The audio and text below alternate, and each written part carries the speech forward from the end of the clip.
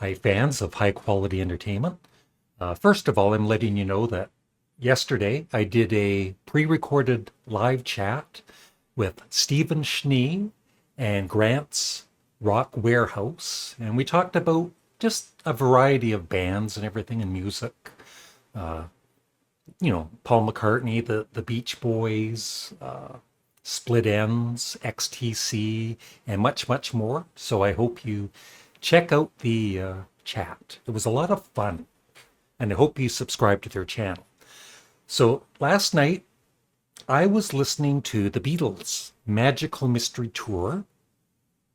For some reason, I can't find the CD, but I was playing it last night, and I hadn't listened to it in a probably a few months, but I know it so well.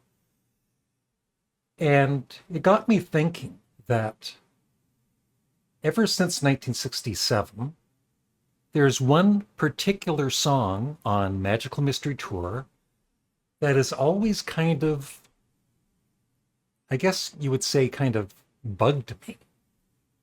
Not in a serious way, but just in a, it's kind of like, do I really love this song just because it's the Beatles, or do I just like it?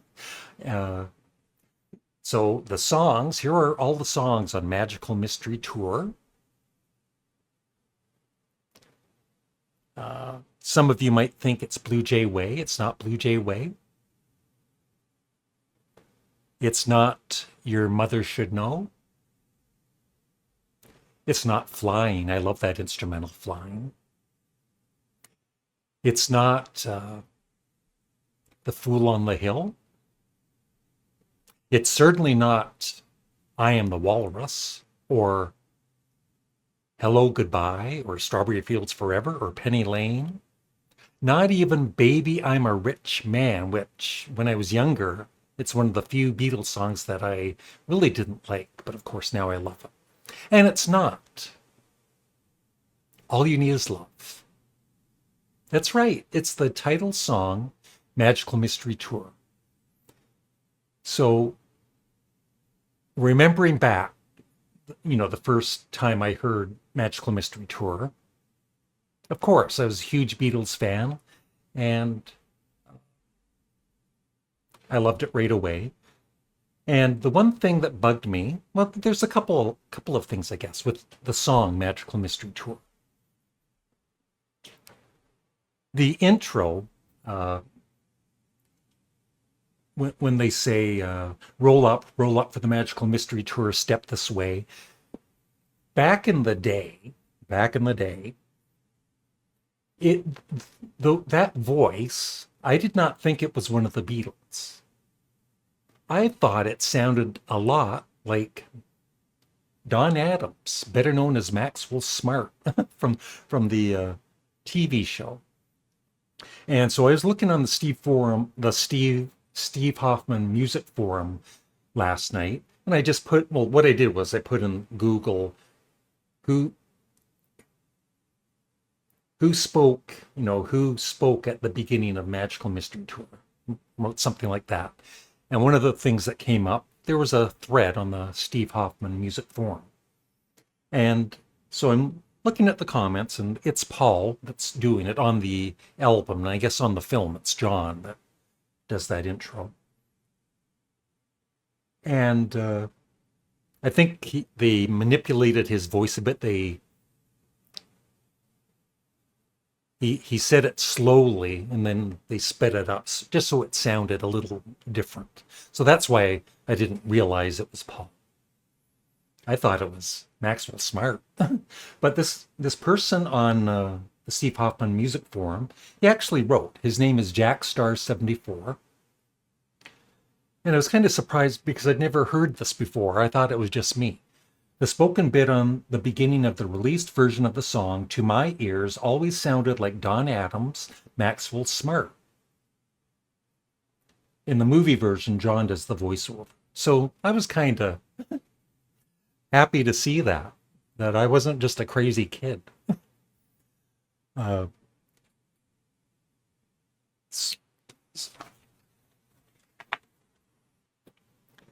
I guess another thing, I was just listening to it again, trying to pick out what it is.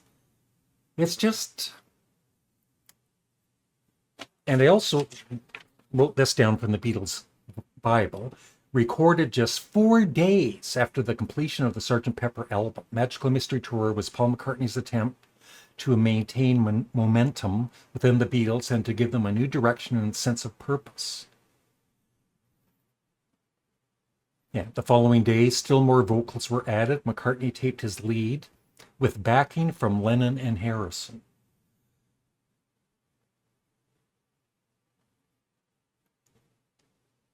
So yeah, even reading that, I think one of the feelings I get from listening to that song is it seems a bit forced. It's like they're trying to recreate the Sgt. Pepper vibe with that song. I could be wrong. And I think at the end of the day, I do love the song. But I think it's just all these years, I kind of questioned my love for it. uh, Paul McCartney's lead vocals are just killer. I love them. The background vocals, I did not know it was John and George together.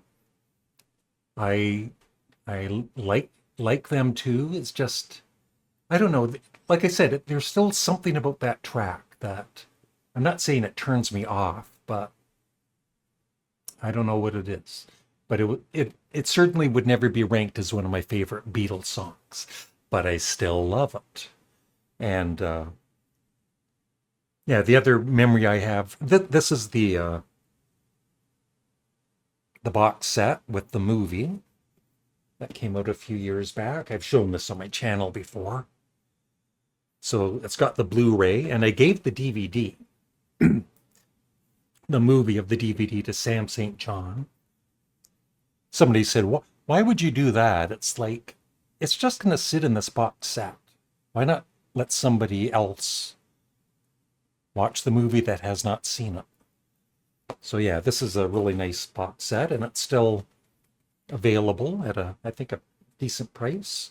Hey, I'm missing my DVD. Sam St. John never returned. And what's really cool is, I'm kind of going off subject as usual. It comes with the original EP that came out in the UK. And back in the 1967, at least me and probably others, other Beatles fans, did not know this. We just thought Magical Mystery Tour was a true follow-up to Sgt. Pepper. But now it is officially regarded as a official studio album, the American version. As it should be. Yeah, and the other song, just going through the songs, The Fool on the Hill, I always loved that. Blue Jay Way, a bit of a dirge, I guess you would call it. But I've always loved it. It's different. Your Mother Should Know, one of Paul's granny songs that he does so well. Of course, I Am the Walrus, I loved right away. And then, you know, Hello, Goodbye, Strawberry Fields Forever, Penny Lane, All You Need Is Love. And Baby, I'm a Rich Man, like I said, I've done a video on this, my Beatles songs that I never used to like. And Baby, You're a Rich Man might have been pretty close to the top with I'll Get You and one or two other ones. But I love it. I've loved it for quite a few years, but like I said back when I was a kid, just something about it. And maybe it was they're bragging or something about money, or something was a turnoff for me. I don't know what it was, but uh, yeah, it was just, the Beatles created so many different genres, and they did so much different music. There's bound to be a song or two that's going to take a while to sink in. So I'm just curious, like, for the Beatle fans out there, do you have a similar situation with a Beatles song? I'm not talking about, Revolution 9 or Wild Honey Pie. And actually, those songs I love. But I'm just talking about a regular Beatles song, like that's 2 or 3 minutes long. And you've just never, it's not that you hate it or anything, but you've just never completely appreciated it, I guess, or taken with it. That's it. So thank you for watching. Please leave a comment below and remember to like the video, and I hope you check out the live chat I did with Grant's Rock Warehouse and Stephen Schnee tomorrow. Bye.